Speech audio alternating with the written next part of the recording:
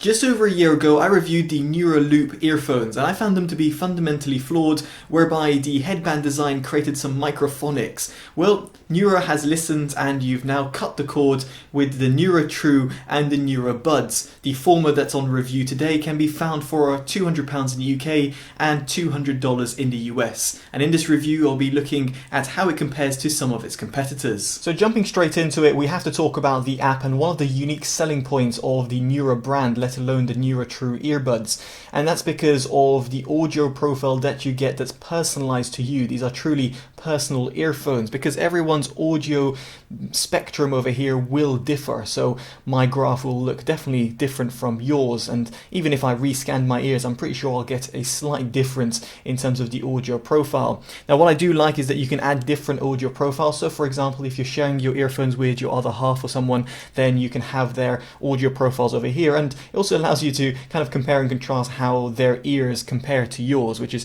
somewhat cool. Now there is a personalized tab and a neutral tab. As you can see, when you go on neutral, everything kind of dims out and you haven't got the immersion mode for you to slide around with. Truthfully, I don't think anyone's ever going to be using the neutral mode, and the personalized mode is what you're going to be often picking.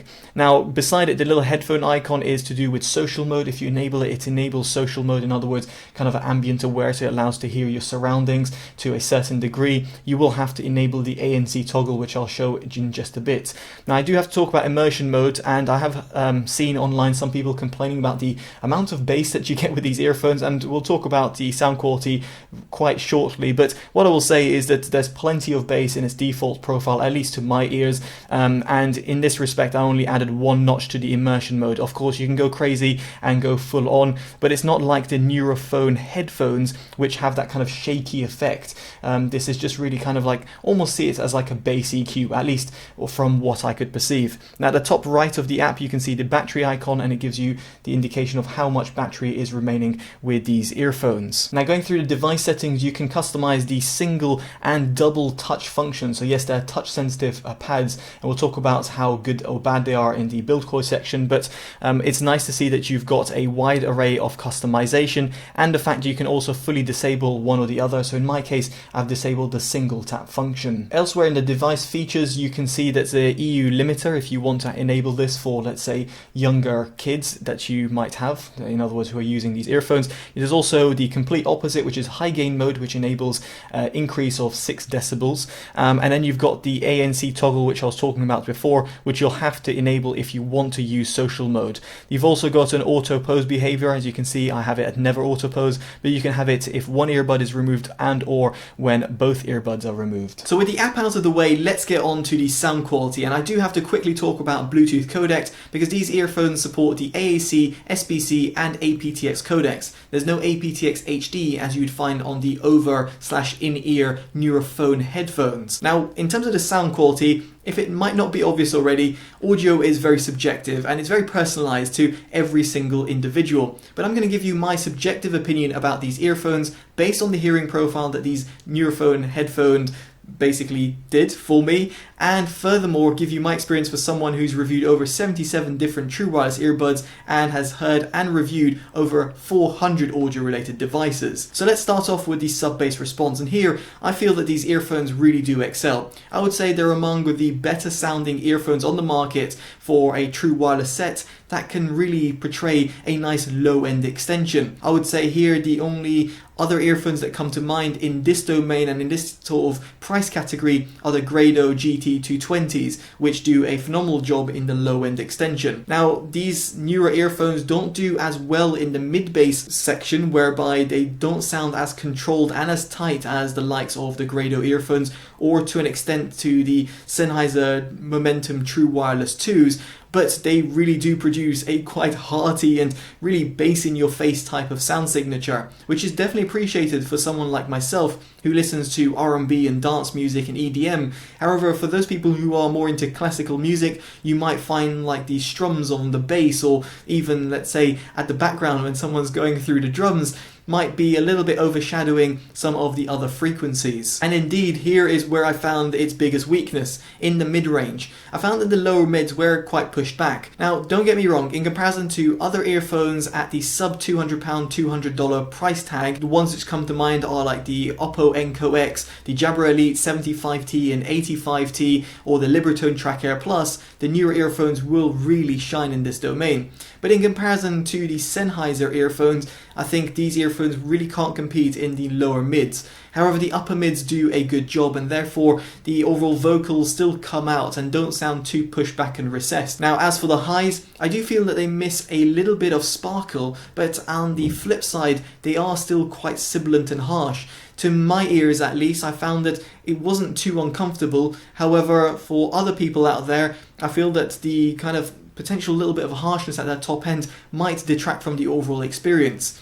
Given the fact that you don't actually have an EQ function, even though you've got a personalized sound, it means that, well, you can't even tailor it down or up to your preference. So you just have to rely on what the Nura earphones do in order for you to, well, get the best out of them. Now, moving on to the soundstage, and here I found the instrument separation wasn't as clear as the likes of the Grado or the Sennheiser earphones, and was pretty much on par with the likes of the Oppo Enco X or, let's say, the Jabra Elite 75T, which is good and bad at the same time because the two latter devices can be found for a cheaper price tag. However, the width and depth is where these earphones really impressed. No, they can't quite compete with the likes of the Sennheiser earphones or the Grado earphones, or like say even the much cheaper Creative Outlier Air in their ability to deliver a quite wide soundstage, but it's still very much engaging in terms of the lively sort of sound that you get from them. I would say the tonality, the imaging, and almost the decay that you have when it comes to listening to certain tracks is just really well done with these earphones, and just kept me quite excited while I was listening to my music. Now, moving on, we get on to passive noise isolation, which is just something that I often gloss over, but because these earphones have got a relatively larger size in comparison to other true wireless earbuds on the market, it means the passive noise isolation is actually better.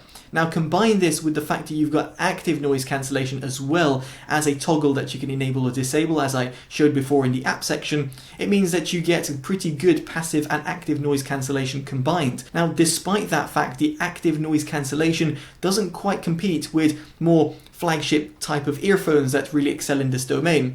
I would say they're pretty much on par with the likes of the Oppo Enco X, which really did leave me impressed. However, they can't quite compete with the likes of the Libratone Track Air Plus, or let alone the Sony XM3 or XM4 true wireless earbuds, because these ones really do perform at the top tier of ANC performance. Now, another thing I should mention is that when you do enable ANC, you do get a slight degraded audio performance, whereby the mids do take that slight bit of extra hit and the bass becomes a slight bit more emphasized. This is very common with a lot of earphones or headphones or even any sort of device that uses active noise cancellation, but I just thought to share this with you. Now, what isn't so impressive, however, is the overall recording quality that you can attain from these earphones. With ANC enabled or even disabled, I found that there's some really odd sounds that are coming from the NuraTrue earphones, almost something from Alien versus Predator.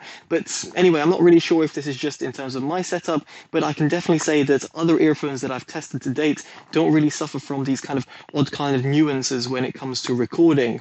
And as for the overall recording quality, I will say that my voice does sound quite a little bit drowned out. Just for comparison, here are the Jabra Elite 75T, which are running in sometimes the same sort of recordings that I normally do via an app and then via my video editor, and of course via YouTube that's going to be compressed. So here you can hear that my voice is coming out a little bit more clearly, and while the bass tones are a little bit more emphasized, I think you will agree that my voice just sounds all that bit better. Now, moving swiftly on, we get onto the design and the battery life, and speaking about the latter, the earphones have a Type-C charging port which allows it to fast charge.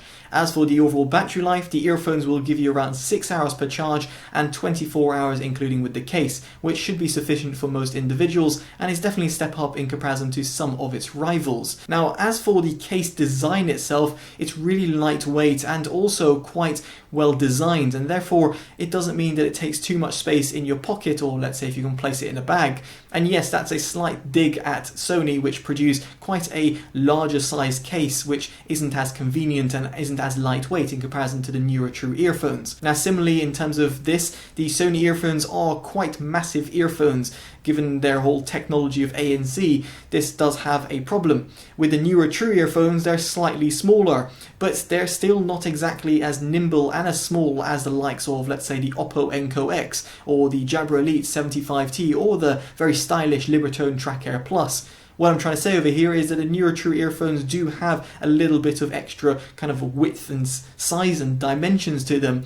Now, I don't have a personal problem with that, because the wing tips which come included within the box, and combined even with the foam tips which also come included, means that I have no issues in terms of them falling out. However, everyone's ears are different, and my ears, I would say, are medium to large size ears for a male. Now, if you are a female, and traditionally you ladies have smaller ears, so such as my wife, she will have a little bit more of an issue while wearing these earphones, and therefore if you're going to go on, let's say, jogs or having gym workouts, then you might find that these earphones might fall out. But of course, that's just my opinion, so I'd be intrigued to hear your thoughts in terms of the overall size and dimensions of these earbuds. Now finally, I should also mention the touch sensitive buttons which I found on each of the earbuds, because I did reference it at the beginning of my video. And here I will say I was actually really impressed with the touch sensitivity. I had no issues in terms of input, be it single press or double tap presses. The only thing to be mindful of is that if you're going to be frequently tapping on your ear, you will hear a little bit of reverberation coming into your ear canal because of you tapping on this plastic type of shell that will therefore cause a little bit of noise in your ear. Whereas other earphones which have the touch sensitive input, such as let's say the Oppo Enco X, have it on the stem, and therefore means that you're not exactly tapping within your ear canal, so makes it just more for a little bit more of a pleasant experience. And so this all leads me on to my verdict. What do I make about the NuraTrue earphones? Well, it's a little bit of a complicated one. ANC performance isn't quite up to par in comparison to class-leading ANC earphones, and in terms of sound quality, it's not quite up to par with the audiophile-grade true wireless earbuds such as the Grado and Sennheiser earbuds, but it kind of combines a little bit of every feature and puts them into one pretty nice package, whereby the ANC performance is better than the audiophile-grade earphones, and the mid-range is far superior than the other earphones that do well in the ANC department. It's kind of like you can't have everything, at least it seems. So as a result of all of this, and the fact that it's got a decent all-round package, I definitely do think it's worth considering. So I'll be intrigued to hear your thoughts in the comment section below as to what you make of the NuraTrue earphones, or indeed if you got the NuraBuds, to share your own experiences, and of course what you think in comparison to other earphones on the market. Now, if you've enjoyed this video, make sure you drop a like, and of course subscribe and hit that bell notification, as it would be greatly appreciated. And more than importantly, take care of yourselves. I've been Totally Dubbed. Bye bye.